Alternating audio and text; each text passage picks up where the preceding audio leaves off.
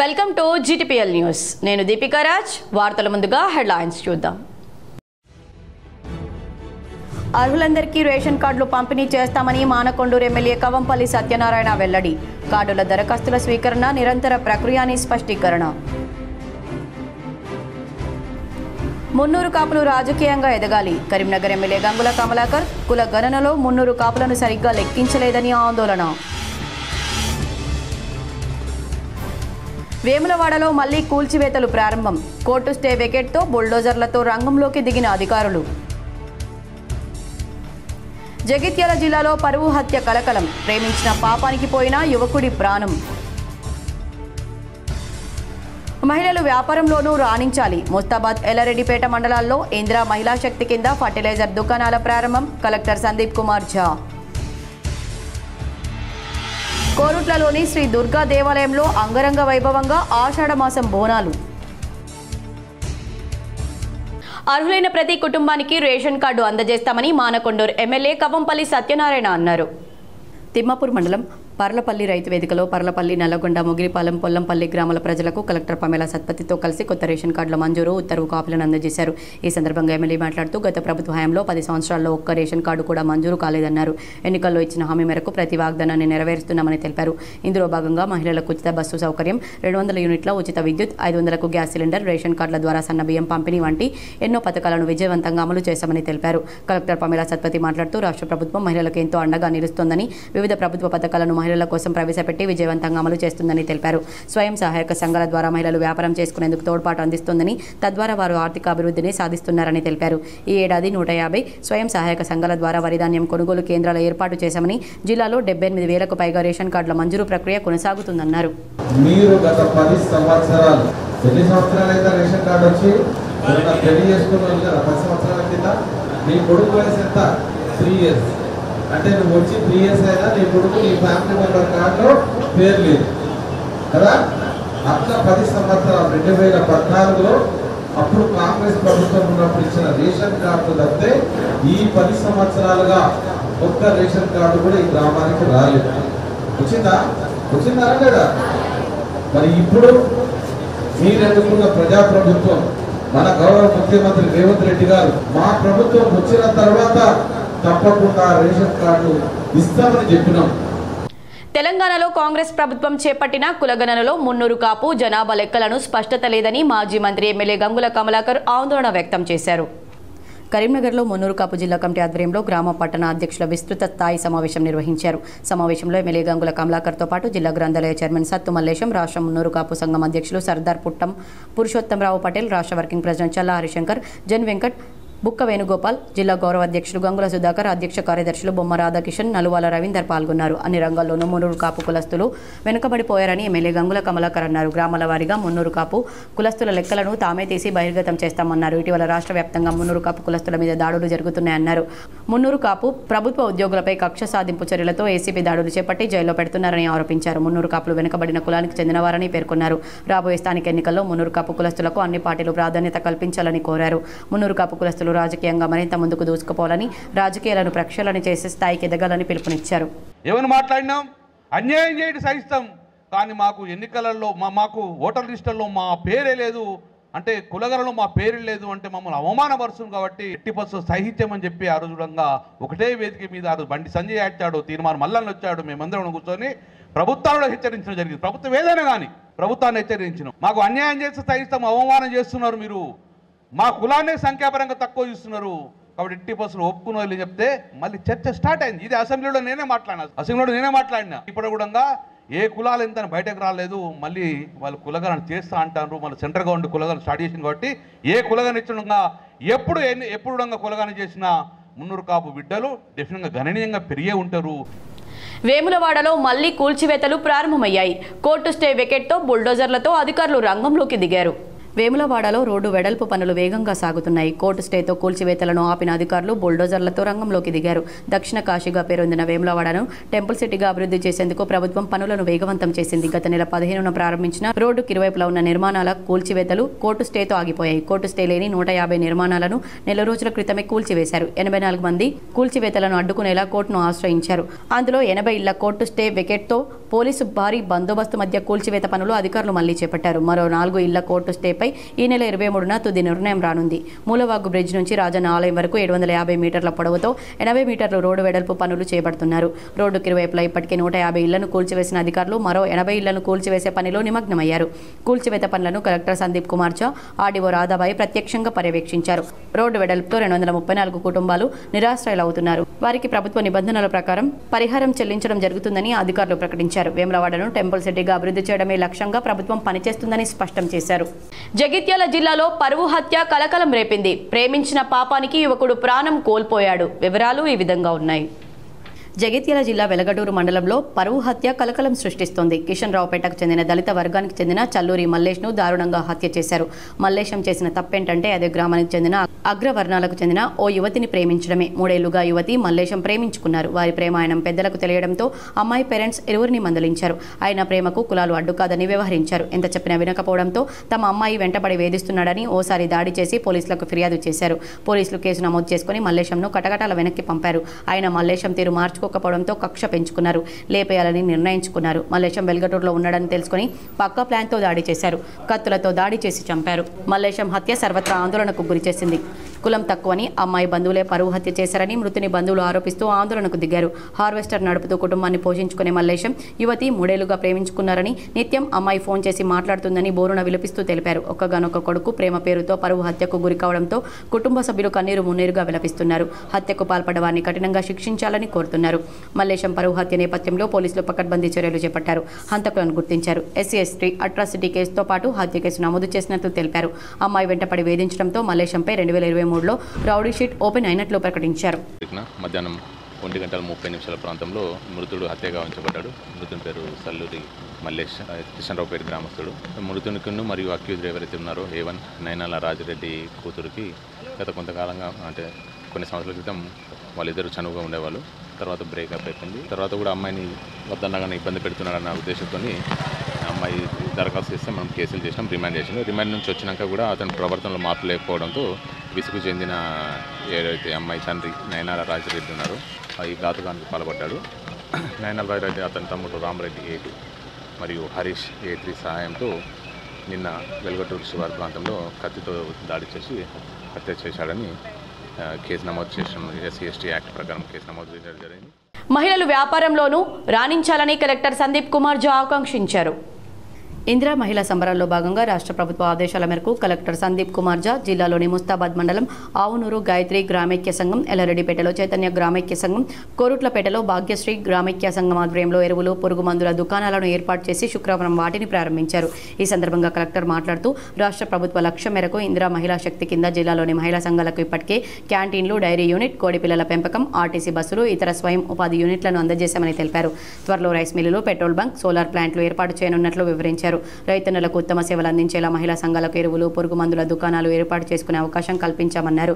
జిల్లాలో మొత్తం 23 దుకాణాలు మహిళా సంఘాల ఆధ్వర్యంలో ఏర్పాటు చేయనున్నామని, ఇందులో భాగంగా ముందుగా 3 ప్రారంభించామని, ఎరువులు, పురుగుల మందుల దుకాణాలు ఏర్పాటు రాష్ట్రంలోనే ప్రథమమని వెల్లడించారు. మహిళా సంఘాల బాధ్యులు ప్రణాళిక ప్రకారం నిర్వహించి రైతులకు ఉత్తమ సేవలు అందించాలని, నాణ్యమైన విత్తనాలు, ఎరువులు, పురుగుల మందులు అందుబాటులో ఉంచాలని సూచించారు. రైతులు తమ పరిధిలోని మహిళా సంఘాల ఆధ్వర్యంలో కొనసాగుతున్న ఎరువులు, పురుగు మందు దుకాణాల్లో ఎరువులు, విత్తనాలు, పురుగు మందులు కొనుగోలు చేసి మహిళలకు ఆర్థికంగా మద్దతు పలకాలని పిలుపునిచ్చారు. ఈ కార్యక్రమంలో DRDO శేషాద్రి, జిల్లా వ్యవసాయ అధికారి అఫ్జల్ బేగం, మార్కెట్ కమిటీ చైర్మన్లు, స్థానిక నాయకులు, మహిళా సంఘాల సభ్యులు, రైతులు, ప్రజలు తదితరులు పాల్గొన్నారు. మా జిల్లాలో 23 ఇందిరా మహిళా శక్తి ఫర్టిలైజర్ అవుట్లెట్స్ ఓపెన్ చేయడం జరుగుతుంది. దీంతో భాగంగా మా మహిళల గ్రూప్ ద్వారా యూరియా కానీ, DAP కానీ, ఫర్టిలైజర్, హెర్బిసైడ్స్ ఇవి అన్నీ వాళ్ళ కంట్రోల్లో పెట్టి వాళ్ళ ద్వారా పంపిణీ చేయడం జరుగుతుంది, అమ్మడం జరుగుతుంది. మా రైతు సోదరులతో మా రిక్వెస్ట్ ఏమంటే దయచేసి ఇక్కడ వాళ్ళ దగ్గర నుంచి కొనుక్కొని మీరు వాళ్ళకి సపోర్ట్ చేయండి. సో ఈరోజు చాలా శుభదినం. మా మహిళా గ్రూప్లో ఇలాంటి ప్రోగ్రామ్ జిల్లాలో ఫస్ట్ టైం నడుస్తూ ఉంది. అది స్టేట్లో కూడా అనుకుంటా ఫస్ట్ టైమే ఇలాంటి ప్రోగ్రామ్ చేయడం జరుగుతుంది.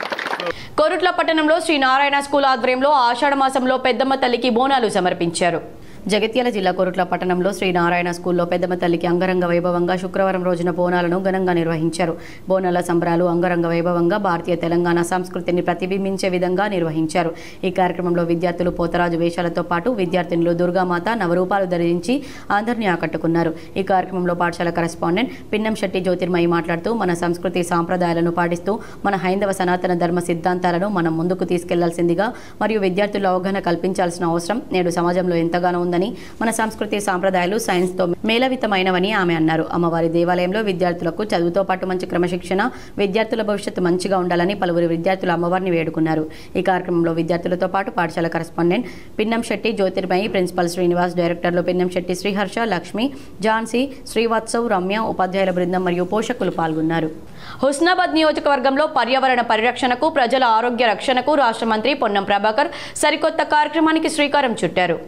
ప్లాస్టిక్ వద్దు, స్టీలే ముద్దు అంటూ హుస్నాబాద్ నియోజకవర్గంలో పొన్నం ప్రభాకర్ తన తండ్రి పొన్నం సత్తయ్య చారిటబుల్ ట్రస్ట్ ఆధ్వర్యంలో స్టీల్ బ్యాంకుకు శ్రీకారం చుట్టారు. కోహెడ మండల కేంద్రంలో ఏర్పాటు చేసిన స్టీల్ బ్యాంక్ను గవర్నర్ జిష్ణుదేవ్ వర్మ ప్రారంభించారు. ఇందులో మహిళా శక్తి విజయోత్సవ సంబరాలు నిర్వహించారు. ఈ కార్యక్రమంలో మంత్రులు Ponnam Prabhakar, Konda Surekha, SC commission chairman Bakki Venkataiah, Divya Devarajan, SERP CEO Danakishore, కలెక్టర్లు హైమావతి, పమిలా సత్పతి, స్నేహ శబరీస్ పాల్గొన్నారు. పొన్నం సత్తయ్య చారిటబుల్ ట్రస్ట్ ఆధ్వర్యంలో 276 మహిళా సంఘాలకు స్టీల్ బ్యాంక్ నిర్వహణ బాధ్యతలు అప్పగిస్తున్నట్లు ప్రకటించారు. ఇక నుండి పెళ్లిళ్లు, శుభకార్యాలకు సింగిల్ యూజ్ ప్లాస్టిక్ ను తగ్గించి స్టీల్ సామాగ్రి వాడకం తప్పనిసరి చేసేలా వినూత్న కార్యక్రమానికి శ్రీకారం చుట్టామని తెలిపారు. స్టీల్ బ్యాంక్లో tiffin plates, lunch plates, water మరియు టీ గ్లాసెస్, కప్స్ మరియు డిష్లు, బకెట్లు, చెంచాలు, వంటలకు అవసరమైన గిన్నెలు తదితర వస్తువులున్నాయి. నియోజకవర్గం ప్లాస్టిక్ రహితంగా ఉండాలని అధికారులను భాగస్వామ్యం చేస్తూ ప్లాస్టిక్ నిషేధించేలా స్టీల్ బ్యాంక్ పంపిణీ కార్యక్రమం చేపట్టామని మంత్రి పొన్నం ప్రభాకర్ తెలిపారు. గ్రామాలు ఆరోగ్యంగా ఉంటేనే మన దేశం ఆరోగ్యంగా ఉంటుందని గవర్నర్ అన్నారు. బర్తన్ బ్యాంకు చిన్న పని అయినా అది భవిష్యత్తుకి బాటలు వేస్తుందన్నారు. దీని ప్రభావం ఆటోమొబైల్, ఐటీ విప్లవం కంటే కూడా గొప్పదని గవర్నర్ కొనియాడారు. ఫోన్ ట్యాపింగ్పై విచారణకు హాజరు కావాలని సిట్ అధికారులు కేంద్ర మంత్రి బండి సంజయ్కి నోటీసులు పంపించడం పట్ల ఆసక్తికరమైన కామెంట్స్ చేశారు. బీఆర్ఎస్ పాలనలో నాటి ముఖ్యమంత్రి కేసీఆర్ చేసిన లుచ్చా పనుల ఫలితంగానే ఫోన్ ట్యాపింగ్ వ్యవహారంలో పోలీసుల నుండి నోటీసులు అందుకోవాల్సి వచ్చిందని బండి సంజయ్ ప్రకటించారు. నాతో పాటు నా కుటుంబ సభ్యుల వ్యక్తిగత సిబ్బంది ఫోన్లను కూడా ట్యాప్ చేసిన నీచుడు కేసీఆర్ అని ఆరోపించారు.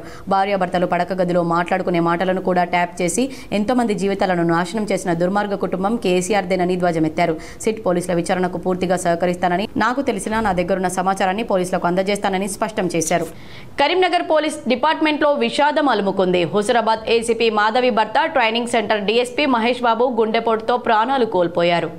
మహేష్ బాబు కరీంనగర్ పోలీస్ ట్రైనింగ్ సెంటర్లో డీఎస్పీగా విధులు నిర్వహిస్తున్నారు. ఆయన సతీమణి మాధవి హుజురాబాద్లో ఏసీపీగా పనిచేస్తున్నారు. ఆదర్శ దంపతులుగా ఉన్న ఆ కుటుంబంలో హార్ట్ స్ట్రోక్ విషాదాన్ని నింపింది. ఇటీవలనే హుజురాబాద్ ఏసీబీగా బదిలీ అయిన మాధవి వద్దకు వెళ్లిన మహేష్ బాబు గుండెపోటుకు గురి కావడంతో వెంటనే హుజురాబాద్ ఆసుపత్రికి తరలించారు. అప్పటికే ప్రాణాలు కోల్పోవడంతో ఏసీపీ మాధవితో పాటు పోలీస్ కుటుంబ సభ్యులు కన్నీరు మున్నీరుగా విలపించారు. ఎస్ఐ నుంచి ఇద్దరు ఒకేసారి సీఐగా, డీఎస్పీగా ప్రమోషన్ పొంది పలుచోట్ల పనిచేసి ఫ్రెండ్లీ పోలీసులుగా పలువురి మన్ననలు అందుకున్నారు. డీఎస్పీ మహేష్ బాబు మృతితో సిపి గౌస్ ఆలంతో పాటు పలువురు పోలీసు అధికారులు దిగ్భ్రాంతిని వ్యక్తం చేస్తూ ఆయన కుటుంబానికి ప్రగాఢ సంతాపం, సానుభూతి తెలిపారు. ఏసీపీ మాధవిని ఓదార్చారు. కరీంనగర్ జిల్లా బీజేపీలో గ్రూప్ రాజకీయాలు కలకలం రేపాయి. హుజరాబాద్ కేంద్ర మంత్రి బండి సంజయ్ వర్సెస్ ఈటెల రాజేందర్ అన్నట్లుగా రాజకీయాలు సాగుతున్నాయి.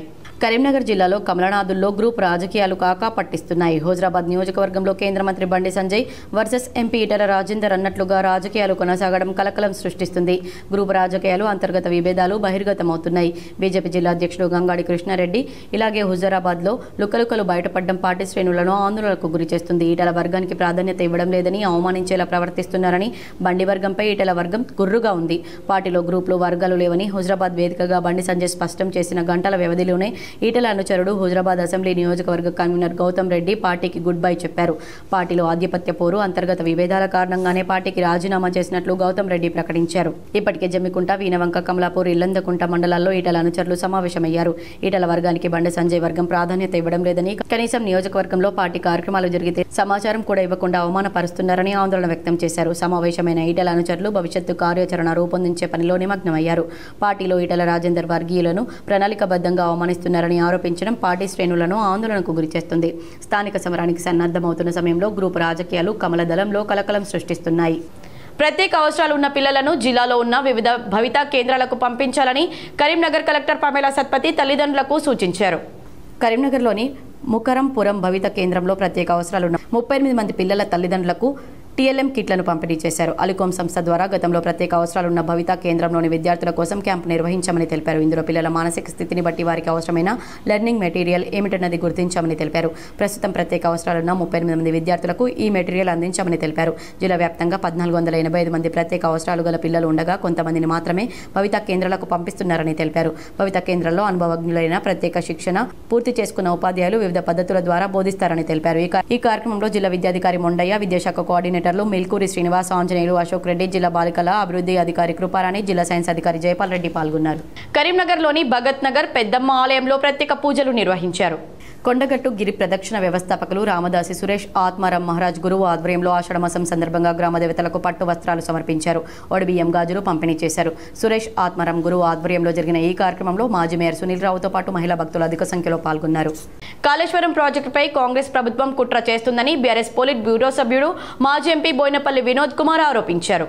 కరీంనగర్లో బీఆర్ఎస్ జిల్లా అధ్యక్షుడు జీవీ రామకృష్ణరావు, జిల్లా గ్రంథాలయ సంస్థ మాజీ చైర్మన్ ఏనుగు రవీందర్ రెడ్డితో కలిసి వినోద్ కుమార్ మీడియాతో మాట్లాడుతూ కేసీఆర్ను బదనాం చేసేందుకే కాళేశ్వరం జలాలను ఎత్తిపోయడం లేదని విమర్శించారు. వర్షాభావంతో సాగునీరు లేక వరి నాట్లు ముదిరిపోయి రైతన్నులు ఆందోళన చెందుతున్నారని తెలిపారు.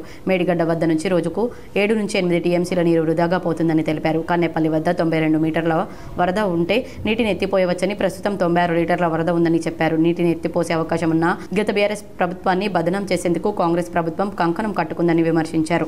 నా ఈ ప్రెస్ మీట్ ద్వారా నా రిక్వెస్ట్ ఏంటంటే తెలంగాణ రైతులు నాట్లేసి వేయడానికి నీళ్లు కావాలి. నారు ముదురుతుంది, మరి ముదిరిన తర్వాత పంట ఎక్కువ రాదు. వేసే సమయంలో బట్టే నాటేయాలి, లేకపోతే ఎంతైతే పంట వండియాలో ఎంతైతే పంట రావాలో మరి ముదిరిపోయిన నారుతో చేసుకోలేరు. మళ్ళా నారేయాలంటే మళ్ళా 30-40 రోజులు వర్షాకాలం పుణ్యకాలం అయిపోతుంది. కాబట్టి దయచేసి రేవంత్ రెడ్డి గారు మన ఉత్తమ్ కుమార్ రెడ్డి గారిని చేతులెత్తి జోడించారు. ఇట్లా రాజకీయాల్లో విమర్శలు వద్దు, మీరు జస్ట్ ఈగోకు పోకండి. ఇక్కడ ఈగో క్లాష్ లేదు. సామాన్య రైతుల బతుకులు మన చేతుల్లో ఉంది.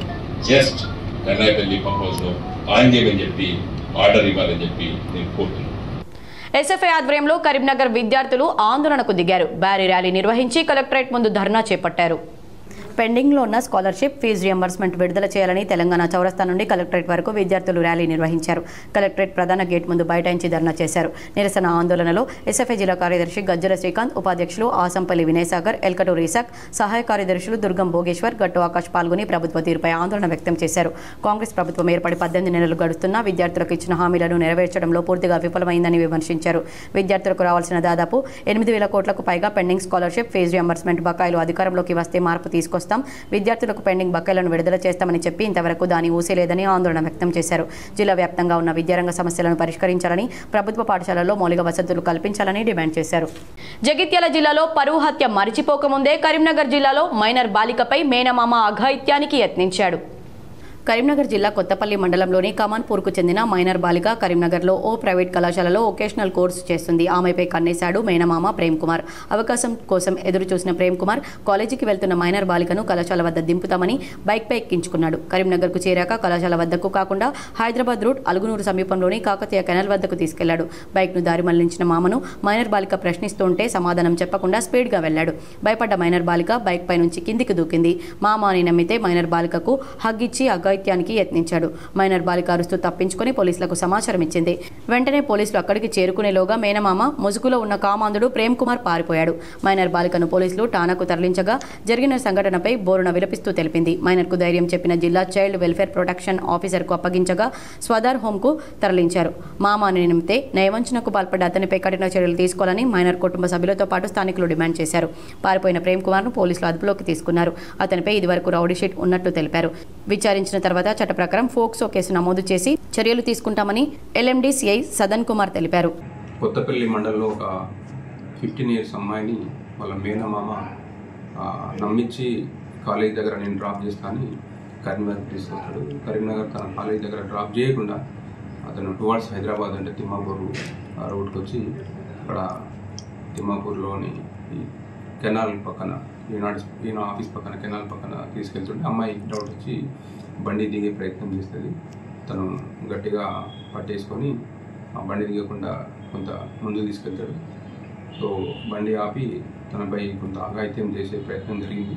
ఈ అమ్మాయి కూడా స్ట్రగుల్ చేసింది.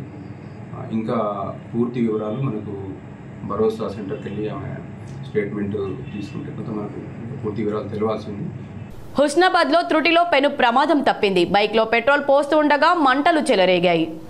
హుస్నాబాద్లో కరీంనగర్ రోడ్లోని పెట్రోల్ బంక్లో త్రుటిలో పెను ప్రమాదం తప్పింది. పెట్రోల్ బంక్లో బైక్లో బంక్ బాయ్ పెట్రోల్ పోస్తుండగా ఒక్కసారి మంటలు చెలరేగాయి. అప్రమత్తమైన వాహనదారుడు పెట్రోల్ పోసే పైప్ను ద్విచక్ర వాహనం పెట్రోల్ ట్యాంక్ నుండి వేరు చేశాడు. వెంటనే అక్కడే ఉన్న పెట్రోల్ బంక్ సిబ్బంది వచ్చి మంటలను ఆర్పివేయడంతో పెను ప్రమాదం తప్పింది. మంటల విజువల్స్ సీసీ కెమెరాలో రికార్డ్ అయ్యాయి. ప్రస్తుతం ఆ వీడియో సోషల్ మీడియాలో వైరల్గా మారింది. చందుర్తి మండలం కిష్టంపేటలో నూతనంగా ఏర్పాటు చేసిన సీసీ కెమెరాలను జిల్లా ఎస్పీ మహేష్ బిగితే ప్రారంభించారు. గ్రామాల్లో అనుమానిత వ్యక్తుల సమాచారం పోలీసు వారికి అందించాలన్నారు. సీసీ కెమెరాల ఏర్పాటుకు గ్రామ ప్రజలు ముందుకు రావడం అభినందనీయమని, మిగతా గ్రామ ప్రజలు కూడా స్వీయ రక్షణ కోసం గ్రామాల్లో సీసీ కెమెరాలు ఏర్పాటు చేసుకోవాలన్నారు. సీసీ కెమెరాల వల్ల ఎన్నో ఉపయోగాలు ఉన్నాయని, గ్రామంలో ఏ చిన్న సంఘటన జరిగినా సీసీ కెమెరాల ద్వారానే వెంటనే తెలుసుకోవచ్చన్నారు. గ్రామాల్లో సీసీ కెమెరాలు మరింత భద్రత కల్పిస్తాయని, సీసీ కెమెరాల ద్వారా ఈ మధ్య కాలంలో చాలా కేసులు ఛేదించడం జరిగిందన్నారు. గ్రామాల్లో అనుమానంగా సంచరించే వ్యక్తులకు సంబంధించిన సమాచారం పోలీసులకు ఇవ్వాలన్నారు. ఎవరెవరు దీనికి ఈ కెమెరాలలో భాగస్వామ్యం చేసుకున్నారు అందరూ కూడా మా తరఫున కృతజ్ఞతలు తెలియజేస్తున్నాను. ఎందుకంటే సీసీ కెమెరా అనేది ఈరోజు ఇంపార్టెంట్. ఏ సంఘటన జరిగినా కూడా మనకు సీసీ కెమెరాలు ఒక సాక్ష్యంగా ఉంటాయి, మనకు రికార్డింగ్ ఉంటుంది. కాబట్టి ఇది ఊర్లోకి ఎవరైనా రావాలన్నా కూడా పోవాలన్నా కూడా కొంచెం భయపడతారు. సీసీ కెమెరాలు ఉన్నాయండి, మీకు రక్షణ, దొంగతనాలు కానీ ఏ సంఘటన జరిగినా కూడా రికార్డులు ఉంటాయి. దాన్ని మనము ఇప్పుడు ఇన్స్టాల్ చేసి పెట్టుకున్నాం కదా, దాన్ని కాపాడు కూడా కాపాడకండి. రిపేర్ చిన్న చిన్న ఏమన్నా. కోరుట్లలోని శ్రీ దుర్గా దేవాలయంలో ఆషాఢ మాసం బోనాలు అంగరంగ వైభవంగా నిర్వహించారు. జగిత్యాల జిల్లా కోరుట్ల పట్టణంలోని శ్రీ దుర్గా దేవాలయంలో ఆషాఢమాసం సందర్భంగా శుక్రవారం రోజున దుర్గాదేవి అమ్మవారికి అంగరంగ వైభవంగా బోనాలు సమర్పించారు. శ్రీ దుర్గాదేవికి ఉదయాన్నే పంచామృతాలతో అభిషేకాలు నిర్వహించి డప్పు చప్పులతో అంగరంగ వైభవంగా మహిళలు వచ్చి అమ్మవారికి బోనాలు నైవేద్యంగా సమర్పించుకున్నారు. శ్రీ దుర్గాదేవి అమ్మవారి సన్నిధిలో ప్రతిరోజు భక్తులు వచ్చి తమ కోరికలు తీర్చాలని, కోరుకున్న భక్తుల కోరికలు తీర్చిన అమ్మవారికి భక్తితో నైవేద్యంగా బోనం సమర్పించుకున్నారు. కోరుట్ల పట్టణంలో పంటలు సమృద్ధిగా పండాలని, ప్రజలు సుఖశాంతులతో ఉండాలని, అందరి పట్ల అమ్మవారి దయ ఉండాలని అమ్మవారిని భక్తులు కోరుకున్నారు. ఈ కార్యక్రమంలో పెండం గణేష్ మరియు అమ్మవారి భక్తులు, ఆలయ నిర్వహణ కమిటీ సభ్యులు, అధిక సంఖ్యలో మహిళలు, భక్తులు తదితరులు పాల్గొన్నారు. పెద్దపల్లి జిల్లా గోదావరిఖనిలో మురికి కాలువలో పసికందు శవం కలకలం సృష్టించింది. రాజ్యలక్ష్మి కాలనీ సమీపంలోని నాలాలో ఆడ శిశువు మృతదేహాన్ని గుర్తు తెలియని వ్యక్తులు పడేశారు. స్థానికులు గమనించి పోలీసులకు సమాచారం ఇవ్వడంతో మున్సిపల్ సిబ్బందిచే వెలికి తీయించారు. శిశువు మృతదేహాన్ని పోస్టు మార్టంకు పంపించి పోలీసుల విచారణ చేపట్టారు. సమీపంలో మెడికల్ కళాశాల ఉండడంతో పలు అనుమానాలు వ్యక్తమవుతున్నాయి. శిశువు మృతి చెందాక నాలాలో పడేశారా లేక ప్రాణంతోనే పడేశారా అనే కోణంలో పోలీసులు విచారిస్తున్నారు. శిశువు మృతదేహం మురికి కాలువలో దర్శనం ఇవ్వడం పట్ల స్థానికులు ఆవేదన వ్యక్తం చేశారు. కోరుట్ల పట్టణంలోని వాసవి అమ్మవారి ఆలయంలో అఖండ పారాయణం వైభవంగా నిర్వహించారు. జగిత్యాల జిల్లా కోరుట్ల పట్టణంలోని వాసవి మాత అమ్మవారి దేవాలయంలో మండల పూజ సందర్భంగా పట్టణ ఆర్యవైశ్య సంఘం ఆధ్వర్యంలో ఆలయ అర్చకులు పాలెపు రాము శర్మ వైదిక నిర్వహణలో ఉదయం గణపతి పూజ, పుణ్యావచనం, అఖండ దీపారాధన, అర్చన అనంతరం తీర్థ ప్రసాదాలను భక్తులకు అందించారు. అనంతరం మహిళలు 6 గ్రూపులుగా ఏర్పడి వాసవి మాత లలిత సహస్రనామ అఖండ పారాయణం చదివారు. గురువారం ఉదయం 9 గంటలకు ప్రారంభమైన ఈ పారాయణం 24 గంటల పాటు కొనసాగుతుందని అర్చకులు తెలిపారు. శుక్రవారం పారాయణం అనంతరం కుంకుమార్చన కార్యక్రమాన్ని ఘనంగా నిర్వహించారు.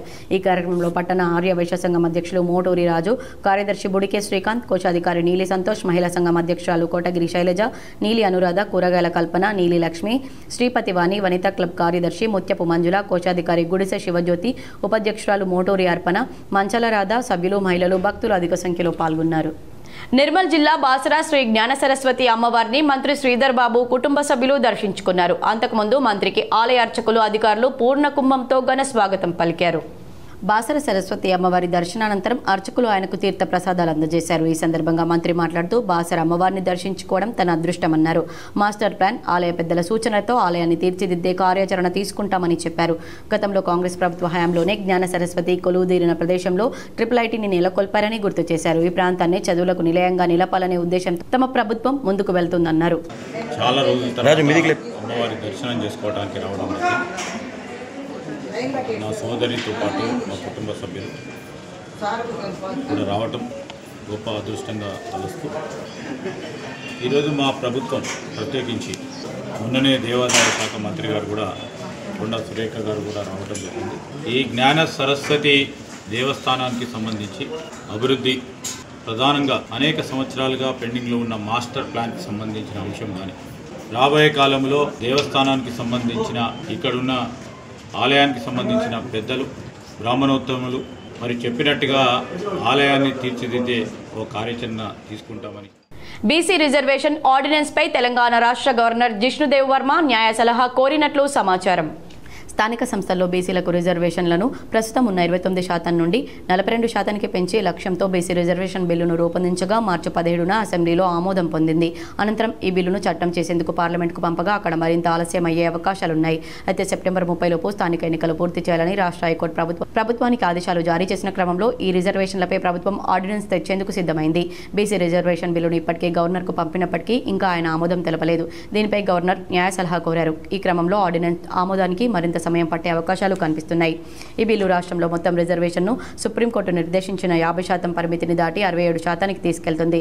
దీనిలో బీసీలకు 42%, ఎస్సీలకు 18%, ఎస్టీలకు 10% రిజర్వేషన్లున్నాయి. 50% రిజర్వేషన్ పరిమితిని దాటడం వల్ల కలిగే న్యాయ సమస్యలను గవర్నర్ పరిశీలిస్తున్నారు. అయితే గతంలో సుప్రీంకోర్టు ఇచ్చిన తీర్పు ప్రకారం గవర్నర్లు బిల్లులను 1 నెలలోపు ఆమోదించాలి లేదా తిరిగి శాసనసభకు పంపాలని ఆదేశించిన నేపథ్యంలో గవర్నర్ త్వరలో నిర్ణయం తీసుకోవాల్సి ఉంటుంది. ఈ బిల్లును రాష్ట్రపతికి పంపితే తెలంగాణ నుండి రాష్ట్రపతి భవన్లో పెండింగ్లో ఉన్న 3వ బిల్లుగా ఇది మారుతుంది. ఈ బిల్లు ఆమోదం పొందితే స్థానిక సంస్థల ఎన్నికల్లో బీసీలకు 42% రిజర్వేషన్ అమలవుతుంది. వార్తలు ముగించే ముందు హెడ్లైన్స్ మరోసారి. అర్హులందరికీ రేషన్ కార్డులు పంపిణీ చేస్తామని మానకొండూరు ఎమ్మెల్యే కవంపల్లి సత్యనారాయణ వెల్లడి. కార్డుల దరఖాస్తుల స్వీకరణ నిరంతర ప్రక్రియ అని స్పష్టీకరణ. మున్నూరు కాపులు రాజకీయంగా ఎదగాలి. కరీంనగర్ ఎమ్మెల్యే గంగుల కమలాకర్ కుల గణనలో మున్నూరు కాపులను సరిగ్గా లెక్కించలేదని ఆందోళన. వేములవాడలో మళ్లీ కూల్చివేతలు ప్రారంభం. కోర్టు స్టే వెకెట్తో బుల్డోజర్లతో రంగంలోకి దిగిన అధికారులు. జగిత్యాల జిల్లాలో పరువు హత్య కలకలం. ప్రేమించిన పాపానికి పోయిన యువకుడి ప్రాణం. మహిళలు వ్యాపారంలోనూ రాణించాలి. ముస్తాబాద్, ఎల్లారెడ్డిపేట మండలాల్లో ఇందిరా మహిళా శక్తి కింద ఫర్టిలైజర్ దుకాణాల ప్రారంభం. కలెక్టర్ సందీప్ కుమార్ ఝా. కోరుట్లలోని శ్రీ దుర్గా దేవాలయంలో అంగరంగ వైభవంగా ఆషాఢ మాసం బోనాలు. ఈ వార్తలు ఇంతటితో సమాప్తం. తిరిగి ప్రసారమయ్యే వార్తల్లో మళ్ళీ కలుద్దాం. అంతవరకు చూస్తూనే ఉండండి మీ GTPL.